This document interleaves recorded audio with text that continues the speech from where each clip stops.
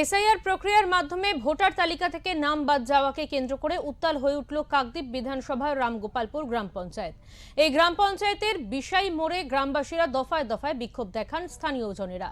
রাস্তার মাঝখানে টায়ারে আগুন জ্বালিয়ে ভোটাধিকার ফিরিয়ে দেওয়ার দাবিতে স্লোগান তোলেন তারা। তাদের অভিযোগ, বৈধ সব নথি থাকা সত্ত্বেও বহু ভোটারের নাম তালিকা থেকে বাদ দেওয়া হয়েছে। জানা গিয়েছে এই গ্রাম পঞ্চায়েতে মোট 15টি বুথ রয়েছে, তবে 219, 215, 223 এবং 220 নম্বর বুথে সবচেয়ে বেশি সংখ্যক ভোটারের নাম তালিকা থেকে বাদ গিয়েছে।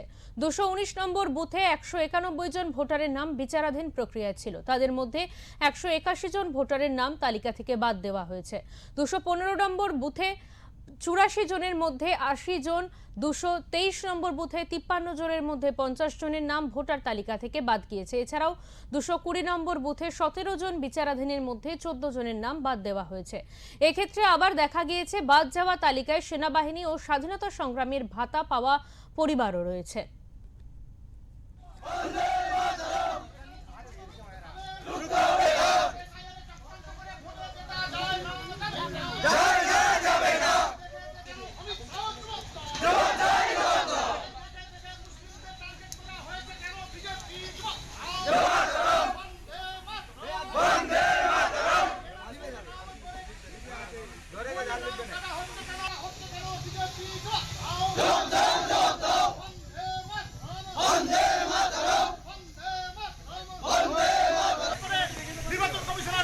যেগুলো আমাদের কাটা গেছে 383টা ভোট অলরেডি কেটে দিয়েছেন, তার মধ্যে ডিলিটেড হচ্ছে 43টা।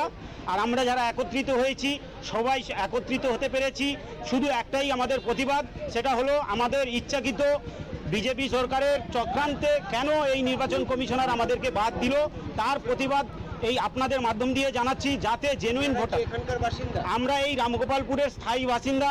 আমার স্বামীর আছে, আমার শ্বশুরের নাম আছে, আমার নাম বাদ গেলে কী করে? আমার ছেলেপুলেদের নাম আছে। তাহলে আমি এত বছর ভোট দিয়ে এলাম, আমার বয়স হয়ে গেল 60 বছর, আমি বাংলাদেশি। না, এখন কি বলছে? ট্রাইব্যুনালে যেতে হবে। হ্যাঁ হ্যাঁ, হ্যাঁ। জানেন এটা কি জিনিস? না, আমরা কি করে জানবো? কোনোদিন শুনেছেন কোনোদিন শুনিনি। যে এই ট্রাইব্যুনালটা কি জানেন? না।